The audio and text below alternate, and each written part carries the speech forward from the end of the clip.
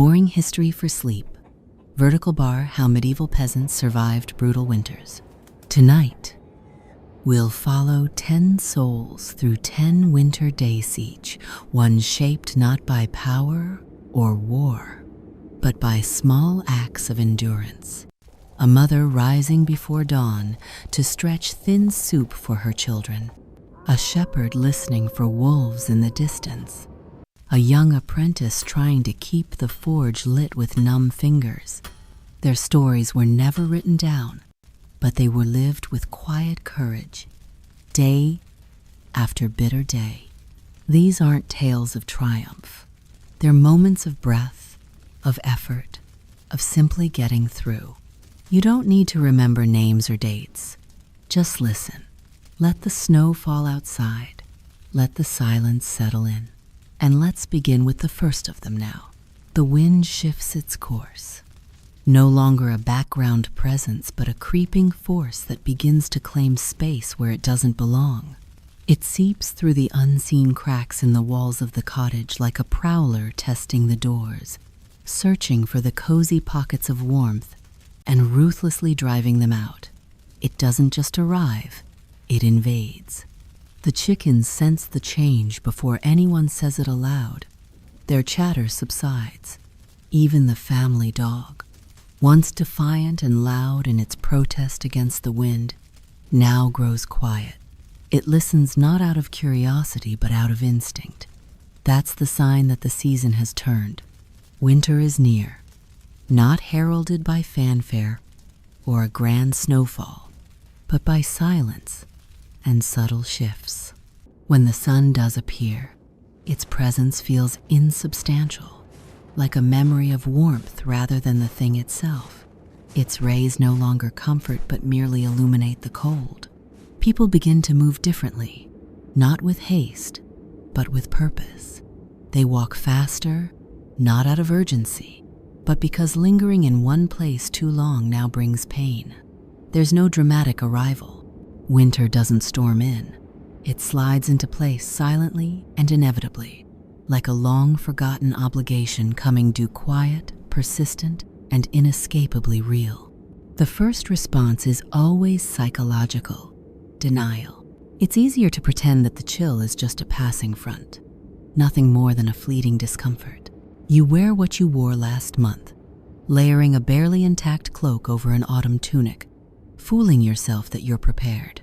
Promises of repair ring hollow, not out of laziness, but out of simple scarcity. The tools are broken, the materials gone, and your fingers, stiff with cold, refuse to cooperate. People talk about being ready for winter, as if preparation is a skill everyone has mastered. But the truth is, winter often arrives before you've truly finished with autumn. There's always that one loose shingle you meant to secure, that bundle of firewood you never chopped, or vegetables in the garden that never made it into jars or cellars. The transition is never complete, never on time. And so, you make do. During the day, you stay warm by moving, by piling on layers, and by pressing together beneath a shared, scratchy blanket with unwilling siblings. Even the animals recognize the shift. Chickens draw closer to shelter. Pigs grow unusually quiet, an unsettling calm that suggests they, too, are conserving energy. Cows become moodier, though it's hard to tell the difference. They were never all that cheerful to begin with. Outside, the ground hardens like metal. What was once muddy, yielding earth becomes rigid and dangerous. The paths twist and freeze, creating traps for careless steps. Water left in buckets develops a sheet of ice overnight. Every morning you crack it open with a ladle, biting back curses as your skin numbs instantly upon contact. And the sky low, heavy, unchanging hangs like a lid over everything. It doesn't speak, but it watches. You squint up at it, foolishly hoping to interpret some message in the clouds. But all it offers is dull grayness and the certainty that the sun won't return anytime soon. Even in town, conversation shortens. People move briskly, speak quickly, economizing not just their time but their breath. Words, like firewood, are carefully spent. Wood becomes the currency of survival. Not gold, not silver, just dry wood. And it's never enough. You count it the way the devout count prayers. You ration it like hope. You learn to distinguish between kinds, including the soft hiss of pine, the long burn of oak, the unreliable sputter of damp birch. You come to know the sounds of wood, how it splits, how it cracks, how it whispers when it burns. There's a whole language in it, one that speaks of survival and exhaustion. Chopping becomes your morning ritual, arms aching, fingers stiff, breath visible with each swing. And when the axe glances wrong and pain shoots through your shoulder, you don't scream. You don't have the energy.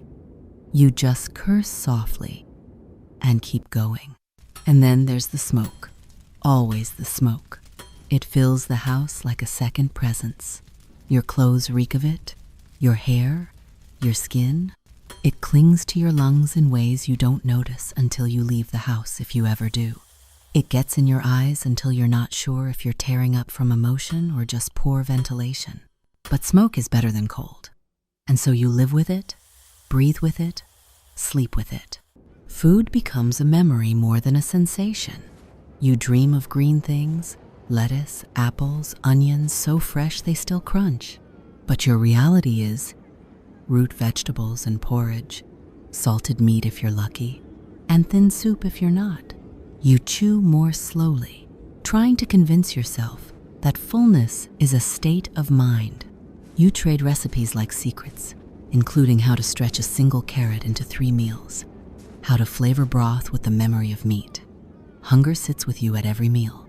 It's not always loud, but it's never gone.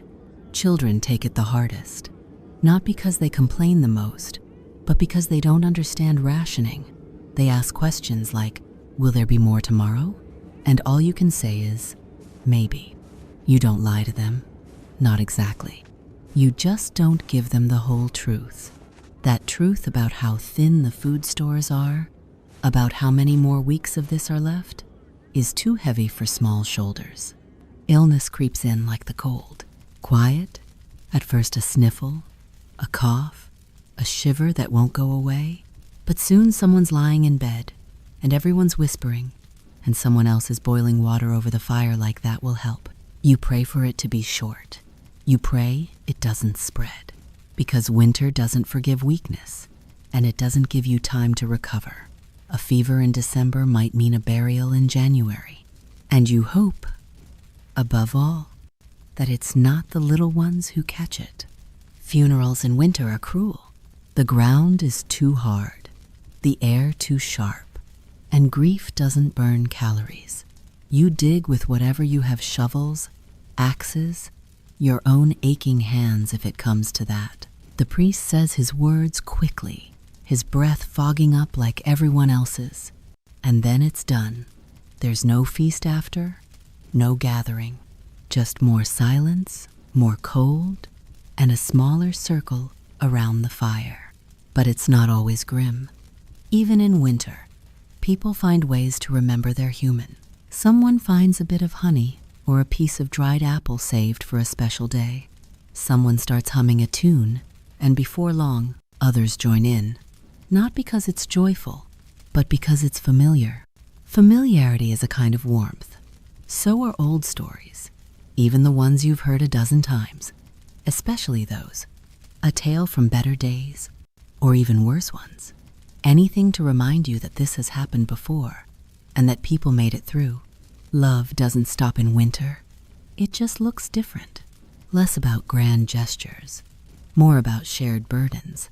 Holding hands under the blanket, fixing a loose board so the draft doesn't hit her feet at night. Letting him take the last cup of soup because he chopped the firewood that morning. In summer, love can afford to be romantic. In winter, it has to be useful, but that doesn't make it any less real. Time grows strange. Days blur into each other, marked only by the tasks that repeat. Feed the animals, fetch the water, chop the wood, tend the fire, sleep, wake, repeat. You start to lose track of dates. The only calendar that matters is the one inside your body. How stiff your fingers are in the morning, how cold your toes stay at night. The passage of time is measured not by clocks or candles, but by endurance. Another day survived. Another night outlasted. Sometimes there's joy, not the big, loud kind, the quiet kind. A child was laughing because a goat stole his mitten.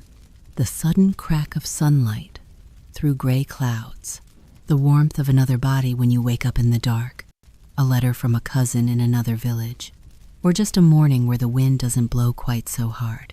Winter teaches you not to take things for granted. The warmth of the hearth, the strength of your limbs, the kindness of your neighbor. You notice every small act, such as someone offering the last piece of bread, someone fixing a door that isn't theirs. Generosity becomes currency, and grudges, they freeze faster than water. There's no room for resentment when survival depends on cooperation. When snow deepens and roads vanish under it, the village becomes a sealed world. No one visits, no one leaves. You are entirely in each other's hands. And so the stories continue by firelight. The chores continue with numb fingers. And the days continue to unfold like brittle pages in a book no one wants to finish. Eventually, something shifts. You wake one morning and notice that your breath, while still visible, doesn't sting as much. The sky is still gray. The chickens cluck more boldly. Somewhere in the woods, a trickle of water escapes the ice. It's not spring, not yet, but it's something, a sign. A whisper of the end.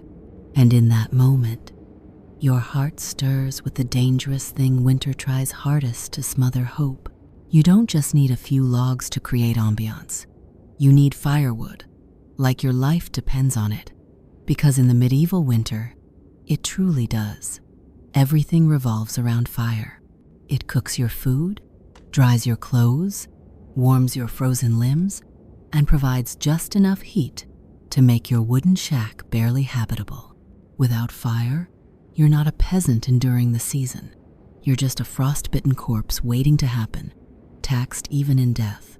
But fire doesn't appear by magic. It takes wood. And that means long hours of chopping, hauling, stacking, and muttering curses at logs that refuse to split. Gathering firewood is essentially a second full-time job, one that rewards you with a sore back, blistered hands, and the lingering risk of frostbite. There's no chainsaw, no efficient tools, only an ancient axe whose blade is dull and whose handle splinters with every swing. It's been passed down so long that it's more heirloom than tool, and when it inevitably jams into a knotty log for the third time that day, you'll curse your lineage right along with the tree. They say they start cutting in autumn. Everyone says that, but autumn is a liar. The harvest runs long. Your cousin borrowed your axe and returned it chipped. You twisted your ankle trying to outrun an angry goose.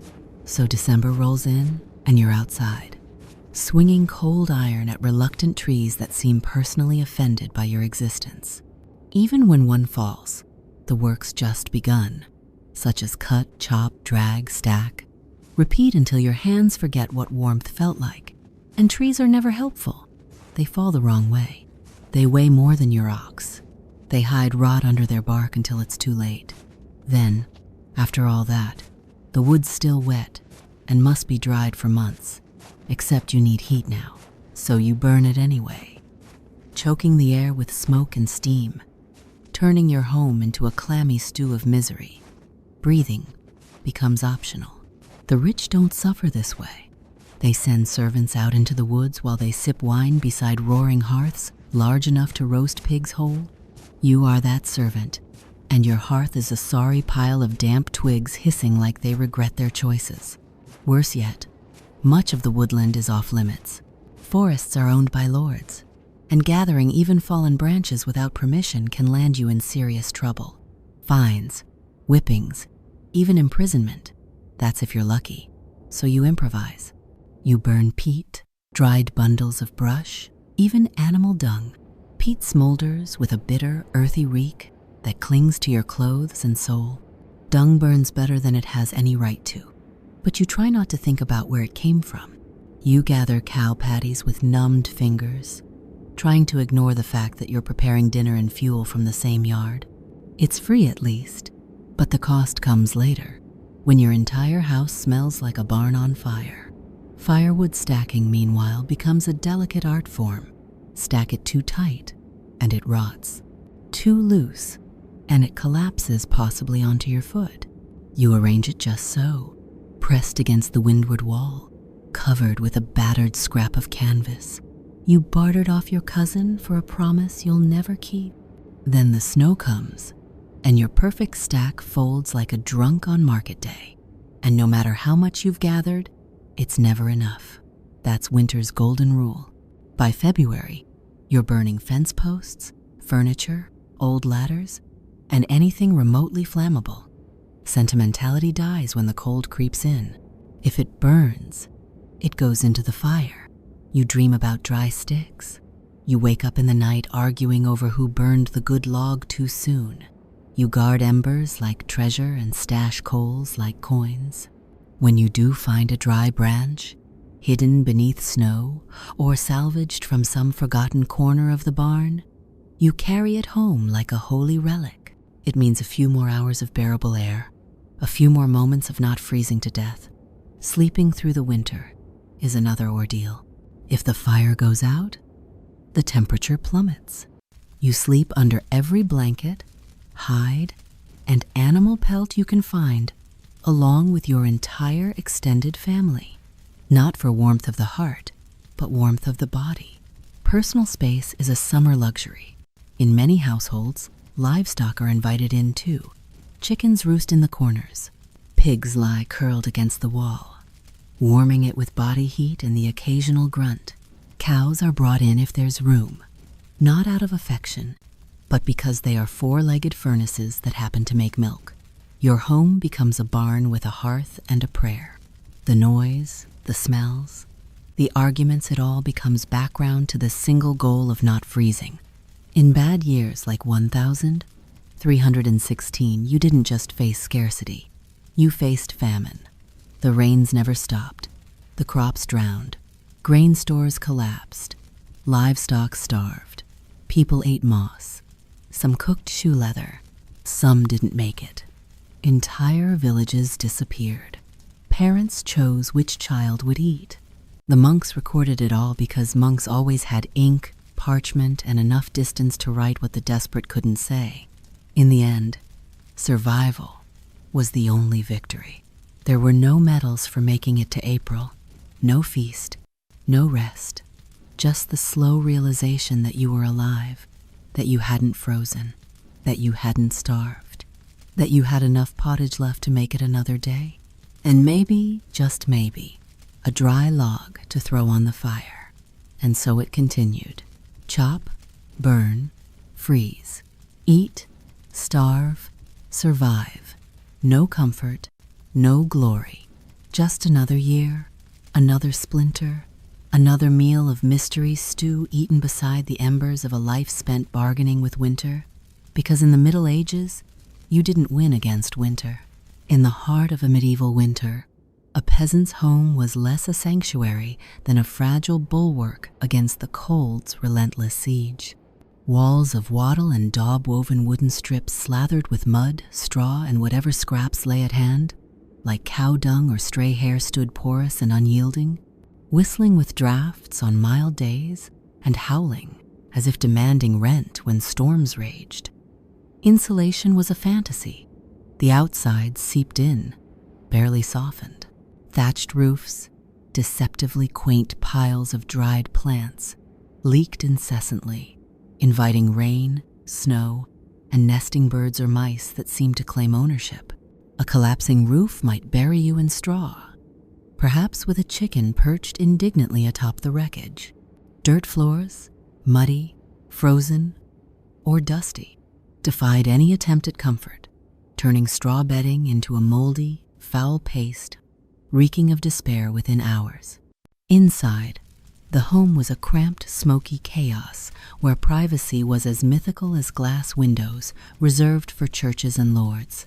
Holes in the walls, sometimes covered with oiled parchment, let in dim light and biting drafts. Doors sagged on groaning hinges, latched with logs unless those had already been burned for heat, leaving you to pray the wind stayed merciful. A central fire pit, lacking a chimney, belched gray fog that coated lungs and walls, mingling with the acrid smoke of tallow candles or rushlights that sputtered like weaponized grease. Furniture was sparse. A bench, perhaps a stool, or a rare table for the fortunate. Beds, shared with family and sometimes livestock, were straw-stuffed sacks that compacted into bug-ridden slabs, topped with wool blankets or furs if an animal had recently perished. Sleeping in clothes under every scrap of fabric, you hoped body heat and faith would stave off the chill, waking to a breath-frozen haze if the fire died. The house teemed with life, human and otherwise, in a loud, messy coexistence. Chickens nested in corners, goats dozed under tables, and cows, if space allowed, joined the main room as living furnaces, their breath a faint warmth amid the stench of wool, manure, and unwashed feet. Thin walls broadcast every sound wind, sneezing neighbors, your own hunger growling in protest. Animals and pests made the home a barn by necessity, not choice. A chicken might lay an egg by your head, demanding gratitude before fouling your blanket. Rats, birds, and insects burrowed into the thatch, their springtime skittering a constant reminder of your shared tenancy. Sweeping floors only rearranged the dirt, and straw bedding reeked of sour milk, while the roof's endless leaks required buckets placed like pieces in a grim game, each drip named and cursed as you learned to sleep around them. Maintaining this fragile shelter was a Sisyphean task, demanding constant vigilance with meager tools. Cracked doors, bending rafters, and torn thatch were patched with mud, moss, or hope, hammered together with rocks and prayers since nails were a luxury. Wealthier peasants might whitewash walls with lime to curb lice, but firewood shortages often derailed such plans. Herbs hung to mask, the air's foulness crumbled into soup, eaten as reluctant seasoning. Amid the toil, rare moments of warmth, steady fire, a shared fur, a draft inexplicably stilled felt, like triumphs, convincing you your patchwork repairs held meaning. This was no castle, but a home, where you were born, where your children entered the world, and where death was a recent guest. Its endurance, like yours, was measured not in grandeur, but in survival, standing defiant against the winter's bite. Each dawn, or its faint approximation under a gray sky, yanked you from restless sleep into a cycle of unyielding chores. Survival hinged on tasks, completed before frostbite or famine struck, or before a neighbor's goat pilfered the water source. With no respite or weekends, you scraped frost from your face and began, coaxing embers to life with flint and steel, cursing smoke that stung your eyes as precious wood burned sparingly. Water, hauled from a half-frozen stream over icy paths, invited spills and muttered blasphemies, boiled not for health but to avoid death. Animals grumbling chickens, bellowing pigs, judgmental cows demanded scraps before you ate a meager breakfast of reheated pottage or crusty bread, if any remained. Men trudged to fields or forests, while women spun wool, mended clothes, stirred stew, and kept children alive, their hands frozen into claws. Laundry, a weekly ordeal, meant breaking river ice to scrub with ash until knuckles bled, while every task, from roof repairs to goat wrangling, hummed with urgency, knowing a torn cloak or broken tool could spell disaster in winter's merciless grip. You drag clothes to the river, break through the ice, and scrub with a mix of ash and lye until your knuckles bleed and your soul leaves your body. Rinse, freeze, repeat. Cooking is a game of improvisation and lowered expectations.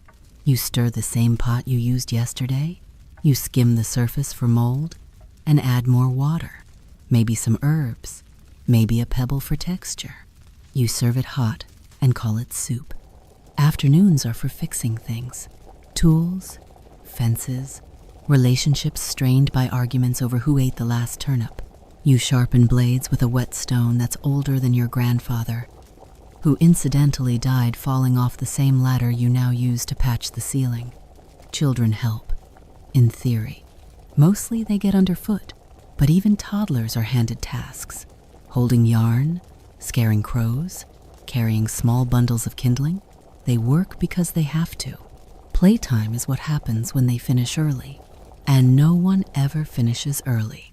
Inside, the spinning wheel turns endlessly. Wool doesn't spin itself. Linen doesn't weave itself. Every thread in every tunic has passed through hands that ache. Gloves are a luxury. Calluses are standard issue. And if you drop a spindle and it rolls into the fire, you just stare for a moment and quietly consider walking into the flames after it. By late afternoon, it's already dim.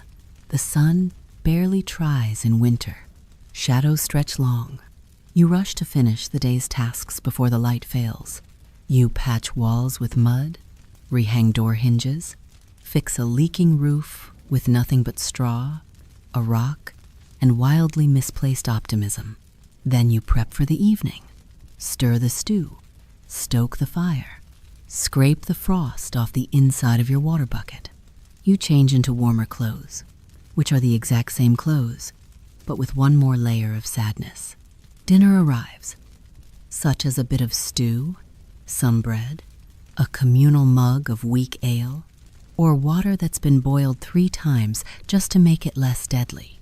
You sit near the half, not too close. Sparks, not too far. Frostbite, you eat fast. The warmth fades quickly. Afterward, there's no winding down. You're still spinning thread, mending socks, patching cloaks, scraping soot. Children sleep near the fire in a tangle of limbs and snoring. Adults stay up not for leisure, but because the fire needs tending, and tomorrow's firewood needs hauling. If you're lucky, there's a song. Someone sings softly while spinning or shelling peas. It's not joyful, but it is comfortable. A reminder that life still exists outside labor, just barely. Night falls early. You lay down in the same clothes, under the same damp blanket, on the same straw mattress. You listen to the wind rattle the shutters. You hear the goat fart in its sleep. You hope the roof holds. You hope tomorrow is warmer, or at least not worse. You fall asleep mid, not because you're calm, but because exhaustion is the only lullaby you can afford. Of course, this is just one day. Tomorrow, you do it all again. Every chore repeats. Every moment aches. There's no such thing as catching up, only falling behind more slowly. Holidays are rare and misleading. A day off might mean attending church in the cold, standing for hours while a priest reminds you that suffering is good for the soul. Then you return home and catch up on the chores you couldn't do because of all that spiritual enrichment. The rhythm of winter life is monotony with stakes. You don't do chores to feel productive. You do them because not doing them means someone doesn't eat, doesn't warm up, doesn't make it through February. The margin for error is microscopic. A torn cloak, a lost hat, a broken tool, all potential disasters. Every task, no matter how small, hums with quiet urgency. And still, you keep going because you must. Because no one else is going to haul that water, mend that wool, feed that goat, or boil that gray, slightly suspicious stew. This is your life. This is your winter. And the chore never ends. Sometimes you wonder what it would be like to rest. Truly resting. To sit, to breathe, to not have a list in your head that stretches from dawn to dusk. But rest is a luxury. Movement is survival.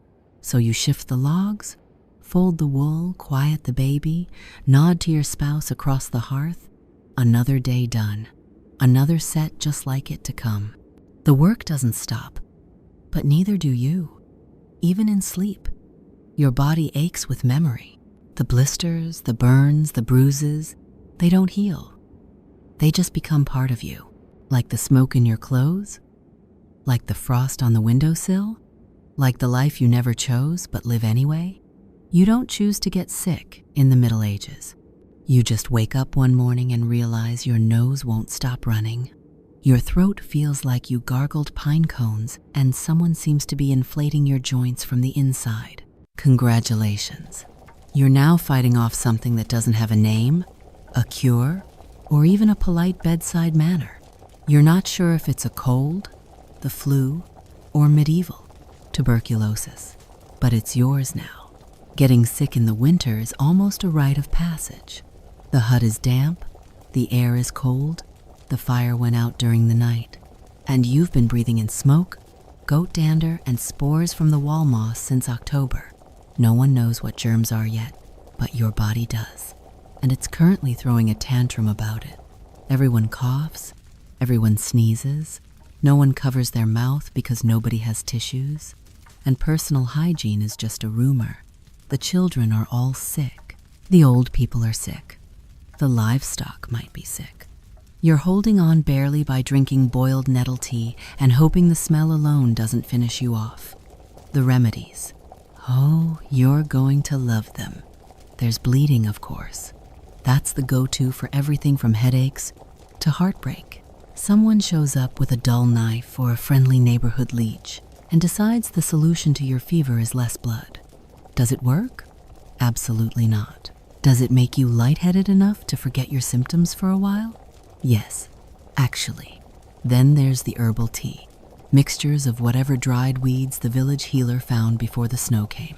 Yarrow, wormwood, nettle, maybe a handful of unidentified moss, and a generous pinch of superstition. You boil it in a cracked clay pot, strain it through your sleeve, and sip it slowly while trying to ignore the fact that it tastes like bitter mud and betrayal. Of course, you might also be advised to fast, because clearly the body fighting off infection needs less food. Bread is already hard to come by. Pottage has turned to gray sludge. Fasting for spiritual purification is just code for rationing when the pantry looks like a haunted pantry. Other cures include steam inhalation from the same pot you just boiled your soup in, prayer, the longer the better, and in extreme cases, applying hot coals near the skin to draw out the poison, which works about as well as it sounds. Medical help, such as it is, depends entirely on who shows up first. If it's the village healer, you might get a pus and some herbs. If it's the priest, expect prayers, holy water, and a gentle reminder that maybe you brought this on yourself by skipping mass. And if it's the barber surgeon, well, start writing your will. The barber surgeon arrives with a sack of instruments that haven't seen soap since the last plague. He's cheerfully optimistic. You are less so. He looks at your swollen leg and mutters something about humors, then pulls out a saw and a tankard to no avail. Don't be silly. You'll bite on a stick and scream into the void like everyone else. Sometimes they'll prescribe purging, either up or down, depending on which end is more offended by your condition. Laxatives made from boiled bark or dried beetles, semimetics brewed from wine and sadness. You're not just sick anymore. You're violently sick, aggressively sick, the kind of sick that leaves you questioning your commitment to staying alive. Still, some people do recover. You lie in your straw bed for days, sweating through wool, alternating between shivering and hallucinating. The fire is low, the hut is dark. The air smells like damp wool, and whatever herbal nightmare you drank earlier, and somehow you pull through. But not everyone is so lucky. Illness spreads fast in a small sealed box filled with smoke, livestock, and zero ventilation. You cough, your child coughs, your neighbor coughs through the wall. Within a few days, half the village is sniffling, wheezing, or laid out flat under moldy blankets, being fed onion water and last rites in equal measure. No one knows what's causing it, so naturally people guess. Maybe it's bad air, maybe it's a curse. Maybe old Maud gave someone a funny look in church last week and now the whole street's coughing blood. Superstition mixes with desperation until you're hanging herbs over doorways, burning dried sage, and sleeping with iron under the bed to ward off evil spirits. It doesn't work, but at least it smells nicer than the goat. The worst part is, you can't stop working. You're sick, but the firewood still needs chopping. The cow still needs milking. Your kids still expect dinner, even if it's just a steaming bowl of hope and nettles. Rest is a luxury reserved for corpses. So you stagger out of bed, wrap yourself in every piece of wool you own, and shuffle through the snow like a disgruntled ghost. And all the while, the risk looms that this won't just be a cult, that it's the start of something darker. Typhoid, pneumonia, the kind of thing that doesn't announce itself, just takes you quietly in the night. That's the real fear. Not the pain, but the silence that follows. If the sickness gets worse, the signs are clear. The fever spikes. Your breath rattles. You stop getting out of bed. Someone lays a cloth over your forehead and pretends it's helping, and the priest is summoned. Not the healer, not the barber, just the man in robes who says it's time to prepare your soul. Confession comes quickly. You mumble out every sin you can remember, even ones you probably didn't commit, just to cover your bases. The priest nods solemnly and sprinkles you with holy water that smells faintly of mildew and desperation. He says words in Latin. You don't understand them, but they sound final. Your family gathers. No one says it, but they're preparing. The pot of herbs simmers quietly. Bread is saved. A blanket is tucked in a little tighter. There's a moment, just one, where you lock eyes with your spouse and realize neither of you is sure which of you will survive this winter. But sometimes, mercifully, the fever breaks. One morning, you wake up and the fire is still burning. Your breath doesn't catch. Your fingers can move. The room still smells like death warmed over, but at least it's warm. You've made it barely. And now comes the long road back to functionality. Recovery, however, is not glamorous. Your legs are weak. Your back aches. You haven't eaten solid food in days. And even if you had some, your stomach's not convinced it wants it. You get up too fast and nearly faint into the fire. Your first trip outside feels like crossing a frozen tundra on legs made of disappointment. No one throws a celebration. You just pick up where you left off. There's kindling to split, cloaks to mend, and a suspiciously bloated pig to investigate. If your voice still cracks from the infection, too bad. If you lost a few pounds, well, silver lining, less strain on your shoes. And just because you survived this one doesn't mean you're done. Illness never really leaves. It waits in the corner, in the wind, in the shared mug, or the unwashed cloth. You live in a world where health is a passing visitor, not a resident. Still, you carry on because there's no other option.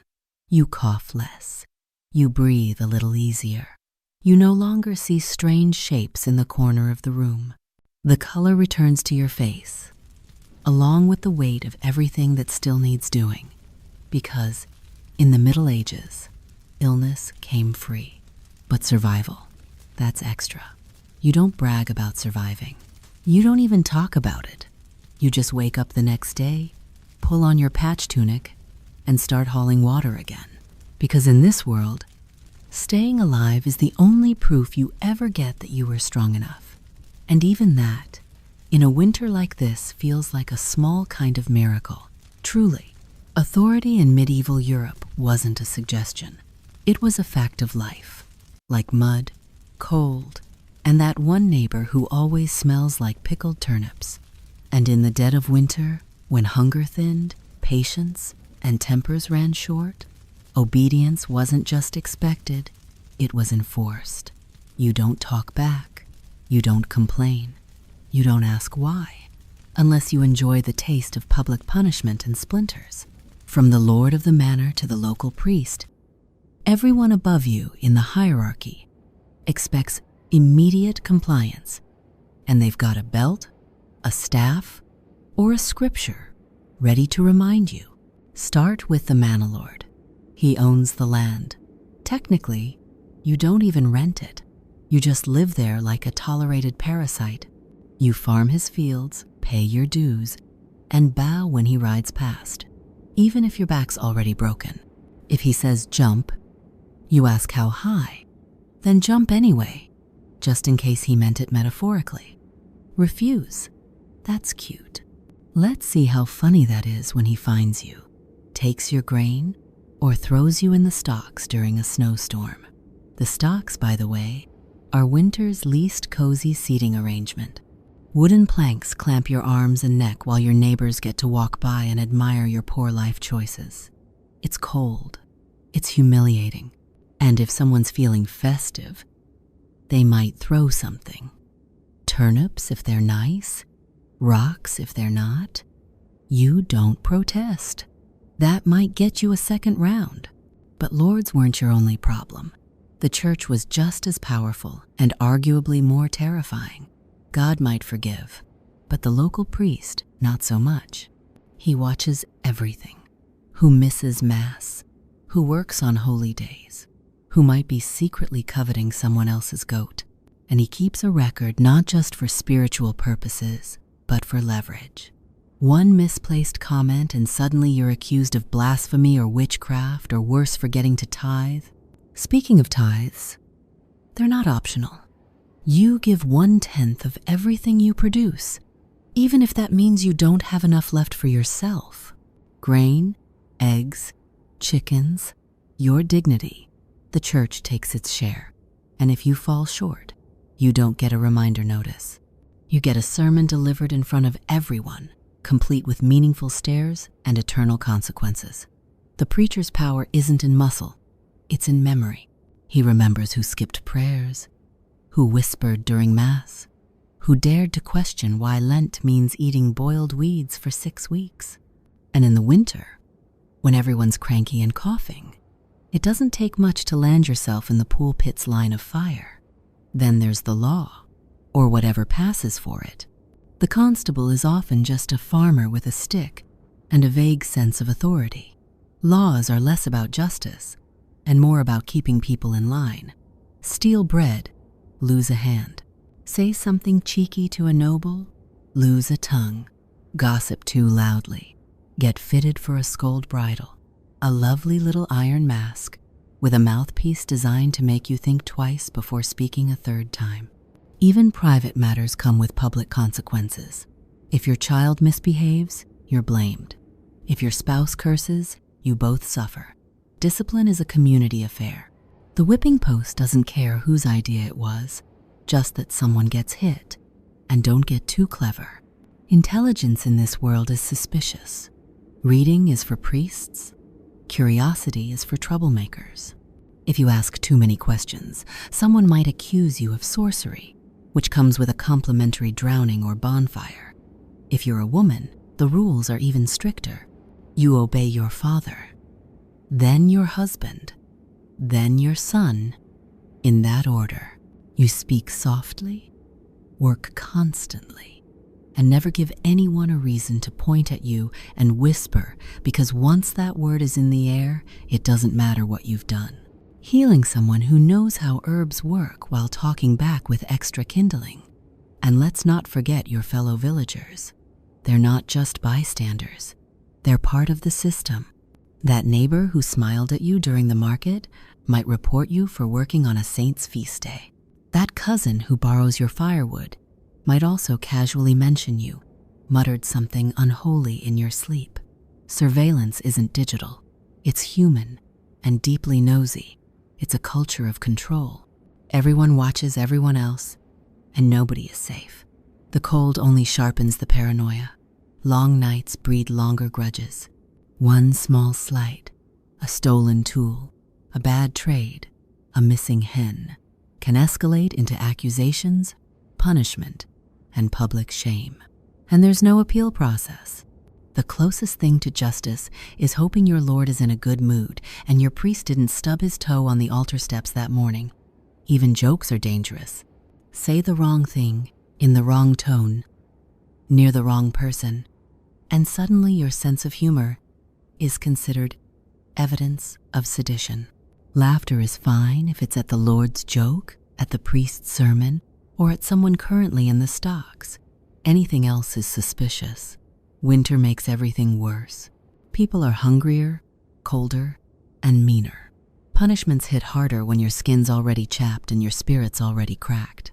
A slap in summer is an inconvenience. In winter, it's a deep sting that doesn't fade for days. And with no ointments, you're left to treat your bruises with snow and silence. There's no village meeting to discuss grievances. There's just top, down orders, and bottom-up obedience. And if you push back, if you speak your mind, advocate for fairness, or question why Father Thomas gets extra rations every Friday, well, you're courting a punishment that might outlive your usefulness to the village. Even animals get better treatment if they're productive. A healthy ox is more valuable than an injured peasant. A goat that gives milk gets fed before you do. Your worth is measured in output and obedience, not opinion. Stay in your place. Stay quiet. Stay useful. That's the unspoken motto, and winter only underlines it in frost. And yet, people adapt. They learn to bow without bending too far. They master the art of polite silence. They say yes with their mouth and not today with their eyes. Obedience becomes a skill, part survival tactic, part social performance. Children learn early. They're taught not just how to work, but how to act, how to speak to the Lord, how to avoid the priest's gaze, how to sit still at Mass, and not giggle when old Margaret snores during the homily. You don't teach them to dream big. You teach them to stay small, unnoticed, and intact. Even religion, the supposed comfort in a world this hard, is used as a leash. You're reminded weekly, sometimes daily, that obedience brings salvation. That questioning is the road to hell. That God is watching. And also, coincidentally, so is Father Thomas, who seems a little too invested in whether or not you kneel deeply enough during prayer. At night, the village is quiet. Not peaceful, just quiet. The kind of quiet that sits heavy. You listen to the fire crackle, the wind moan, and the occasional footsteps of someone trudging home from the tavern. You lie still, wrapped in wool and fear, and think about how obedience kept you alive today. Not happy, not free, but alive. Tomorrow you'll wake up and obey again, not because you believe in the system, but because survival depends on it. The price of winter is submission, and everyone pays, whether they mean to or not. You don't question the cold. You don't question the rules. You just pull on your boots, bow your head, and keep moving. Because in the medieval winter, questioning authority isn't rebellious. It's suicidal. Even your thoughts aren't entirely your own. You shape them carefully, keep them quiet, tuck them away behind your eyes. Because in a world built on obedience, even thinking freely feels like a dangerous luxury. So, you obey, you endure, and you wait for spring. Because in winter, even rebellion freezes, and you've got enough to survive without adding heresy to the list. So you lower your eyes, seal your lips, and carry on like everyone else. You're not alone out here. And that's not meant in the comforting sense, the kind people say when offering a hug. It's the kind whispered by your inner voice when something howls in the woods and your door isn't quite shut right. Because in the medieval winter, you are surrounded by things that want your food, your warmth, and occasionally, your face. Wolves are the obvious concern. By December, they're starving. By January, they're bold. They prowl the edges of the forest, closer now than in summer. Nose is lifted toward your chimney smoke. They smell meat, they smell fear, they smell you. And when you walk alone, maybe to fetch firewood, maybe to empty the slot bucket, they watch. Sometimes they follow. They rarely attack outright, but you've heard stories. Everyone has. Some say they wait until you slip, until your lantern goes out, until your boot catches the snowdrift, and you fall face first in silence. Then it's over fast. Or not fast at all. But wolves aren't the only ones watching. There are smaller predators, quieter, sneakier, and often already inside. Rats don't care about the cold. They've made themselves at home, tucked behind sacks of barley, scurrying under your straw beds, nibbling anything remotely edible, and some things that aren't. You've heard them at night, the ignoring, the skittering, the occasional scream from someone discovering a rat had made a nest in the laundry pile. They eat grain, soap, and leather. They chew through your shoes, your belts, the bindings of the only book in town. If it can be chewed, it will be. And when food runs low, truly low, rats become more than pests. They become a test of what you're willing to kill in the name of dinner. Cats help when you've got them, but a good mouser in winter is almost worth more than a child, and they know it. They lord over the cottage like tiny monarchs, demanding warmth and respect in exchange for thinning the vermin herd. If they don't feel like hunting, well, too bad. The rats resume their midnight buffet, and you wake up to something missing a corner. Then there are the dogs. Not all of them are friendly. Some are village strays, half-wild things with torn ears and ribs showing through their fur. Most were abandoned when food got tight. Now they roam in loose packs, sniffing at doors, chasing chickens, and occasionally cornering someone too slow to close the gate. You don't trust them, they don't trust you. They bark at ghosts, and sometimes at nothing at all. But when they're hungry enough, barking turns into biting. Out in the woods, you've heard rumors of lynxes, rare but not impossible. A blur of fur and claws that disappears before you're even sure it was real.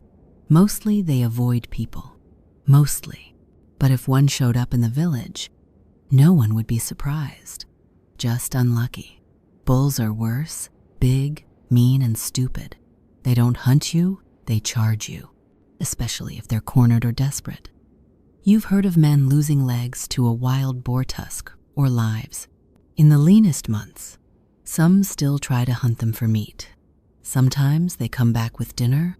Sometimes they don't come back at all. And just when you think the outside is bad, remember the inside isn't much safer. The cold drives more than rats indoors. Spiders, beetles, centipedes, things that crawl and crunch underfoot all come looking for warmth. You step on them barefoot at dawn and pretend not to scream.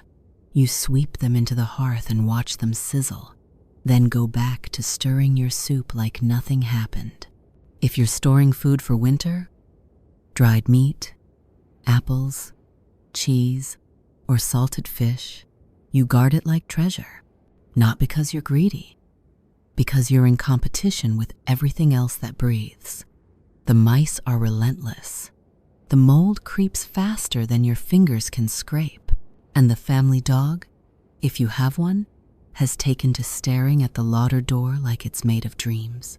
Some families hang food from the rafters to keep it safe, which works until something climbs the wall and steals it. Anyway, you've found half-eaten sausages on the floor, tiny bite marks in your bread, and worse, droppings in the flour bin. You wipe them out, close the lid, and pretend it's still usable. Because waste is luxury, and you can't afford either. Even birds get strange in the cold. Crows seem to follow you, perching on rooftops, watching from fence posts, silent and waiting. You tell yourself it's superstition, but then you see 3 of them on the same beam above your front door and wonder if they know something you don't. Winter sharpens everything. Sound carries further.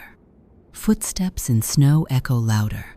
When you hear something outside, snapping branches, low growls, even the rhythmic crunch of approaching boots, your heart doesn't race. It locks up, because sometimes it isn't an animal. Sometimes it's a person who's just as hungry as a wolf and twice as desperate. Bandits don't take the season off. They're colder, hungrier, and more reckless. If they think your family has food, they might try the door or break it down. which is why you sleep lightly with a blade near the bed, dull, rusted, but sharp enough to give you a fighting chance. You pray you never have to use it, and so every noise becomes a question. Every gust of wind, every creak in the roof, every bump against the wall. Is it just the cold settling in, or something trying to get in? You start to learn the language of winter, the way snow falls when something has moved through it, the silence that means something's watching. You listen differently. You think differently. You begin to count your food in days, not weight. You tuck your hands under your arms whenever you're not working, not because it's warm, but because frostbite doesn't ask permission, and you never ever let your guard down. Because predators don't knock, they don't announce themselves. They just arrive, teeth bared, claws out, cold as the season itself. The church might preach that God watches over you even in winter, but God doesn't patrol your chicken coop. He doesn't chase rats out of the cellar, and he doesn't leave tracks in the snow just beyond your door. So you check the locks, you double knot the rope, you leave the fire burning low and the knife where you can reach it. And when you sleep, it's the kind that ends at the smallest sound, half rest, half readiness. Because winter isn't just cold, it's alive. I'm hungry, and it's always waiting. In the mornings, you check for tracks, not out of curiosity, out of necessity. A single line of paw prints across your garden means something visited. Maybe just passing through, maybe scouting. Sometimes it's foxes nosing around the chicken coop. Sometimes it's worse. You shovel snow from the path, not just to walk safely, but to erase evidence, to make your home look less tempting to whatever might be watching from the tree line. Some people hang charms above their doors, bits of bone, carved wood, sprigs of dried herbs. Protection, they say, against animals, against spirits, against luck turning sour. Whether they work is anyone's guess, but no one dares remove them. Your dreams turn strange. Teeth, eyes, heavy footsteps. You wake in a sweat, breath fogging in the cold air. And listen just in case. Sometimes no dairy. In the dead of winter, when you hadn't seen meat in weeks, and the last egg froze before you could crack it, you'd huddle over sad little stew, made from whatever hadn't molded yet, and call it holy sacrifice. But you didn't question it. The church was everywhere. It owned land. It controlled calendars. It collected dues. It told you that all this suffering would be worth it if you followed the rules. And if you didn't, eternal fire, not metaphorical fire, actual, screaming, forever fire. The weather itself was a sermon. A storm, God's warning. Mild days, God's mercy. A failed crop, someone sinned. Who? Unclear. But someone. This turned villages into moral pressure cookers. Neighbors watched. The widow who muttered too loud during Mass. The man who skipped Vespers. The child who asked too many questions. Any of them could be the reason the goats froze.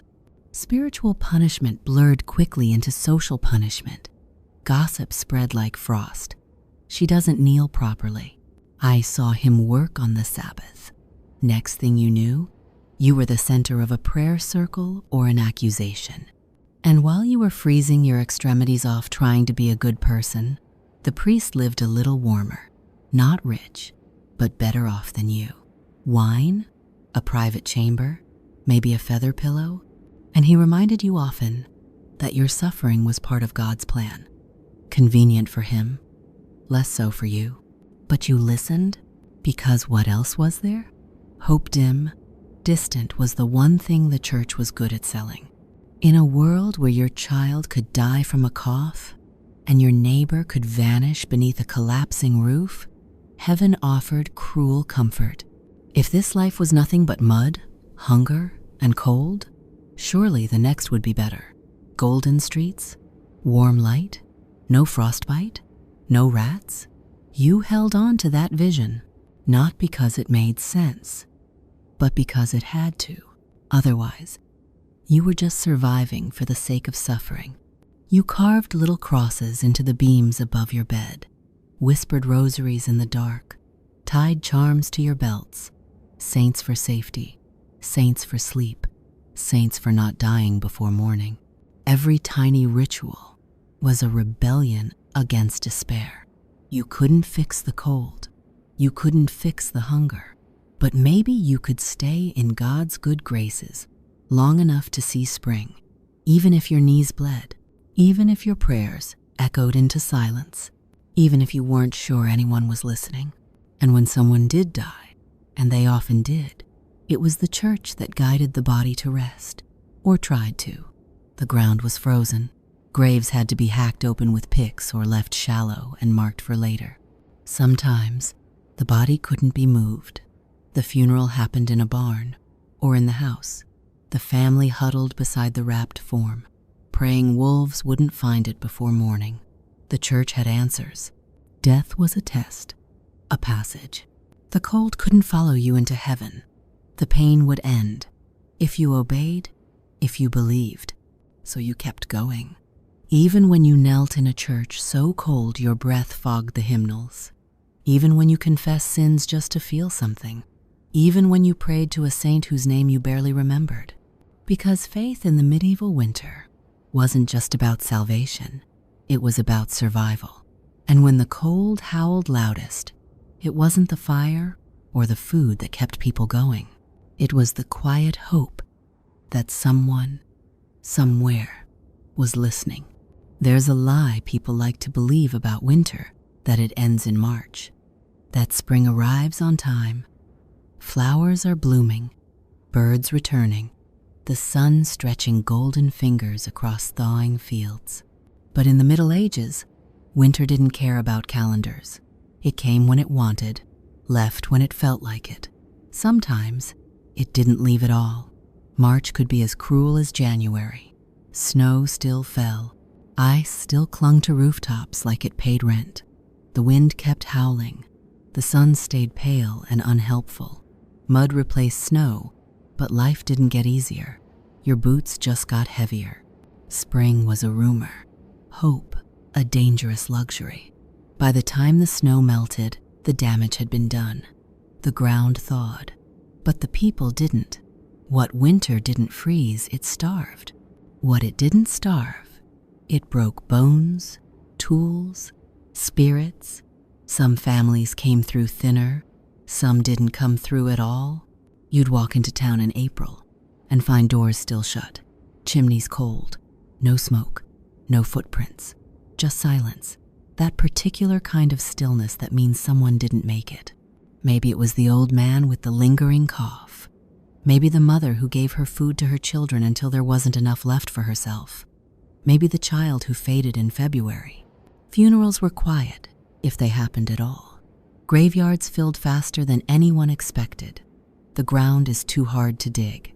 Bodies were wrapped and stored in barns, in caves. You smelled them before you saw them. And even if you survived, you didn't celebrate. You didn't sing at the sight of a crocus. You stared at the dirt like it owed you something. Like if you waited long enough, it might give something back. Food, hope, a reason. Spring was not a joyful rebirth. It was a slow, muddy crawl out of a grave you nearly fell into. You were alive, yes, but changed. Thinner, quieter. You laughed less, trusted less. You had seen what hunger could do, what cold could steal, what desperation could turn people into.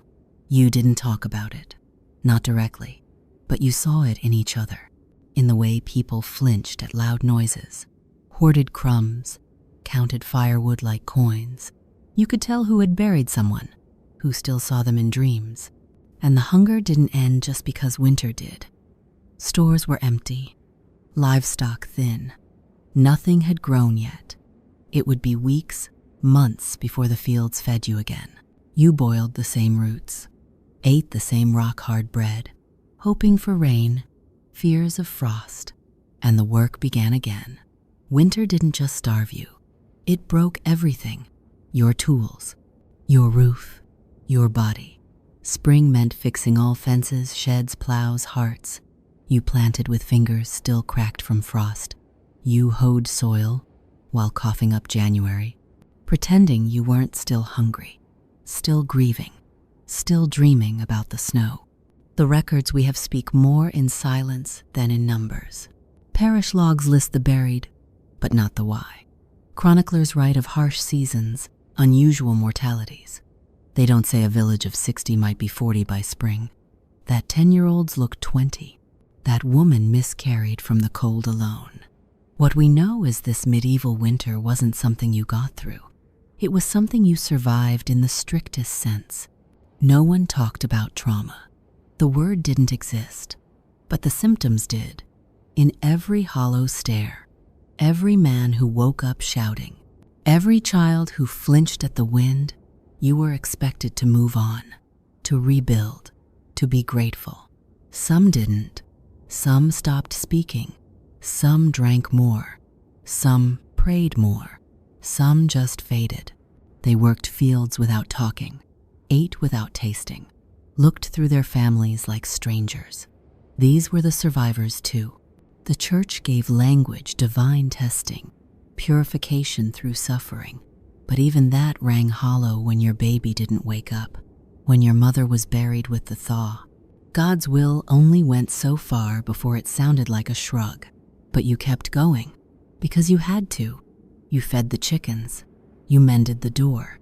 You taught your child how to tell when the flour had gone sour. And one day, late in May, something green appeared. A sprout, a weed maybe, but still, it was enough to stop and look. Enough to feel, briefly, that the world might soften. Spring didn't erase anything. It just buried it under thinner shadows. The losses stayed. The silence lingered. You remembered every name that didn't make it. And when the thaw revealed what was lost in the snow, a boot, a knife, a child's toy, you picked them up gently and didn't say a word. Eventually, someone laughed again, quietly, around a fire. A child chased a chicken. Someone played a tune on a broken flute. The air smelled of wet earth instead of mildew. Not joy. Not yet, but motion. That was enough. You didn't expect happiness, just less pain. You planted earlier, stored smarter, braced harder. But deep down, you knew the next winter could be worse. It was always just a matter of when. So you lived with scars, with stories, with a cautious kind of hope. You didn't talk about the worst of it. What was the point? Everyone had their own version. Frozen fingers, buried kin, nights you weren't sure you'd wake from. You walked past the churchyard and didn't look long. You saw the new growth, felt the old grief, and when someone asked how your winter was, you just nodded, said, "We made it," because that's all anyone ever said. The truth was longer, messier, colder. It lived in the way you wrapped your cloak tighter. I counted food twice. Listened to wolves even in spring. Survival wasn't triumph. It was endurance. But in the Middle Ages, that was enough. You wiped your hands, fed the fire, planted the next seed, and waited. Because in a time when nothing was promised, not warmth, not food, not tomorrow, making it through winter was the closest thing peasants had to a miracle. And most had no songs, no records, no legacy. Just another spring, and the quiet proof that they were still here. Because survival didn't make you a hero. It just meant you were still standing when the snow finally gave up. And that, in the medieval winter, was the only victory that mattered. One more breath, one more season. Endure.